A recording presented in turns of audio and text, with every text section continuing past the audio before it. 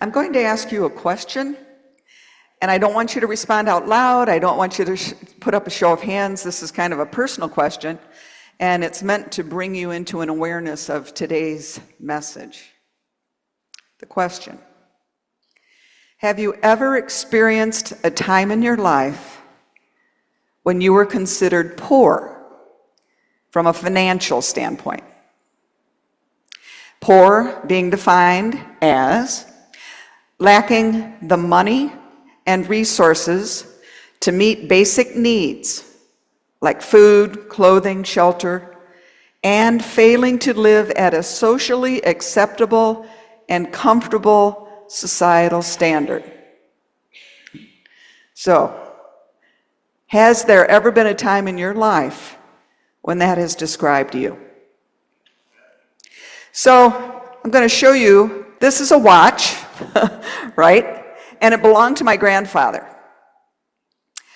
From what I could tell, based on family lore, because he died when I was quite young, he bought this at Woolworth's during the Depression for $1. It was a cheap timepiece, and it was never intended to last this long.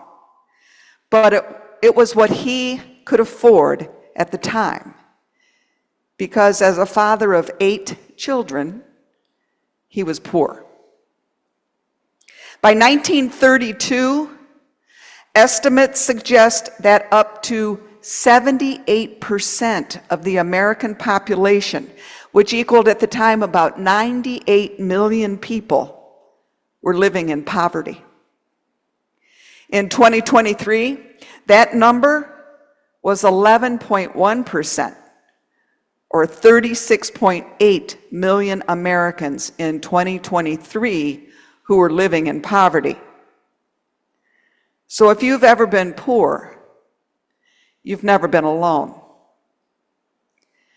Churches have long supported those who are in need. When a house burned down, church members helped to rebuild it. If a farmer's harvest was bad, church members helped provide food for the coming winter. Members of a church responded to families who were suffering from sickness. Because followers of Christ take the words from today's scripture seriously. Give to the poor, and you will have treasures in heaven. And when I read that, as I was going through scripture for today, I thought, well, that sounds kind of transactional, you know? If you give, then I will give you. Right? But because learning to give and receive affects us so profoundly, it's more accurate to say that learning to give and receive isn't transactional, it's transformational. As a matter of fact, Jesus' words from the Sermon on the Mount encourage us to give without expecting anything in return. Give to the one who asks, and do not turn away from the one who wants to borrow from you, right? And in what many scholars consider to be his first public sermon, Jesus asks us to live with an open hand, full of generosity, instead of tight-fistedly holding on to what we consider to be ours. And all of this makes sense to us, right? We know where our treasures are stored, right? Our treasures are stored in heaven. Thank you. But fear is powerful. And just 1 or 2 generations ago, 78% of the American population lived with lack. And that generation raised a generation who raised a generation, and that fear of running out, of not having enough, seems to have been handed down as well. In Acts 20:35, the Apostle Paul, in teaching the elders at the church of Ephesus, quotes these words from Jesus: "It is more blessed to give than to receive. Now, that scripture is probably one of the most familiar in the American culture, right? Needlepoint pillows, wall arts, precious moment figurines, Christmas ornaments. All of these you can buy with that piece of scripture on them. So it's a very well-known Bible verse.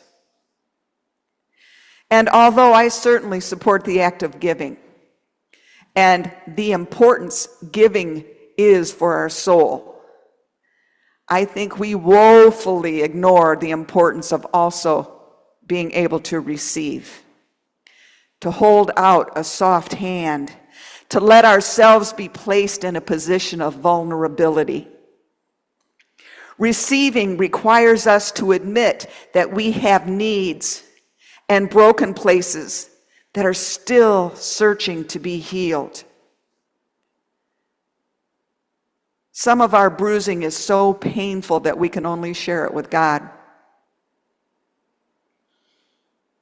Well, today is World Communion Sunday. It's a day that calls the church to celebrate the diversity and interconnectedness of Christians around the globe. It's a day that calls us to collectively receive the gift of Christ's love. So I'm going to ask you to consider to do something today. As you come up for communion, would you hold your hands in a soft gesture of vulnerability and trust, convicted in your soul that as you go into the world, you will do all the good you can, by all the means you can, in all the ways you can, in all the places you can, at all the times you can, to all the people you can, as long as ever you can. Practice living with an open hand, one that freely gives and humbly receives.